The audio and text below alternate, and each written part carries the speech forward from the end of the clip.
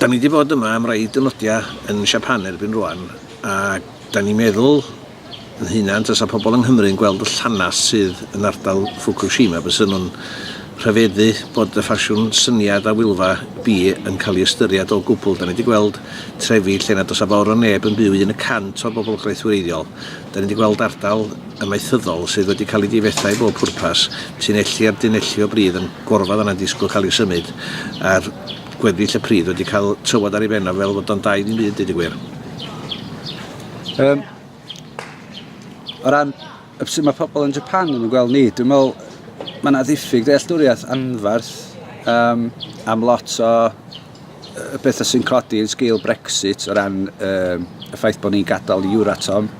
Maen nhw'n weld yn synnu wrth i ni esbonio nad ydy ystwythura fyddwn ni lle ar ôl Euratom yn barod eto, bod yr goruchwylio a'r holl waith mae'r ONR yn mynd i orfod gwneud yn just dydy system IT nhw felly ddim yn barod na dyn.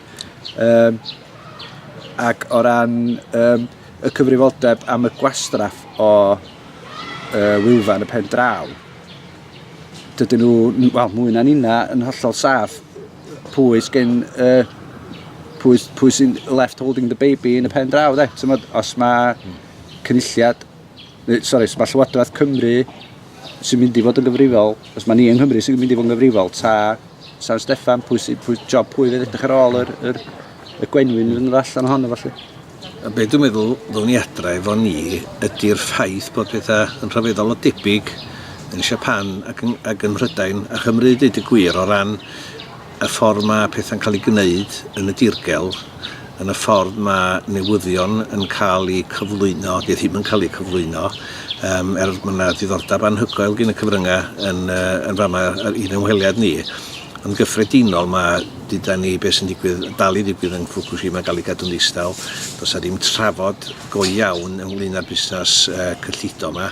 A dwi'n meddwl bod yr ymweliad yma gobeithio'n codi ymwybyddiaeth o hynny. Da ni wedi cael cyfarfod buddiol iawn efo'r un blaid heddiw, dweud y gwir, sef y brif wrthblaid. Y brif wrthblaid, yr Constitutional Democratic Party, fel da chi'n alw fo'n rachub.